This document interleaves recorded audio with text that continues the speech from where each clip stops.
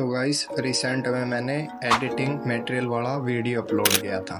फिर सोचा कि आपके लिए एक साउंड इफ़ेक्ट का वीडियो अपलोड कर देता हूँ। तो इस वीडियो में मैं आपको दूंगा 30+ कॉपीराइट फ्री साउंड इफ़ेक्ट, जिसका यूज आप भी अपनी वीडियो को इंटरेस्टिंग और एंगेजिंग बनाने के लिए कर सकते हैं। और जो साउंड इफ़ेक्ट मैं आपको देने वाला हूँ उनका यूज बड़े बड़े क्रिएटर करते हैं, like step grow, L grow, decoding YT. तो अब आप भी इनका यूज अपनी वीडियो को इंटरेस्टिंग बनाने के लिए कर सकते हैं। तो चलो मैं आपको कुछ साउंड इफ़ेक्ट सुना देता हूँ।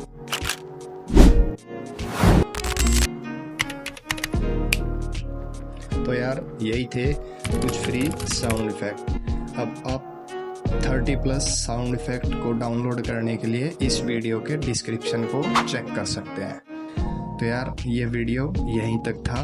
अगर आपको भी एडिटिंग मटेरियल वाला वीडियो चाहिए तो आप इस वीडियो पर क्लिक कर सकते हैं। Thanks for watching, do subscribe and like the video.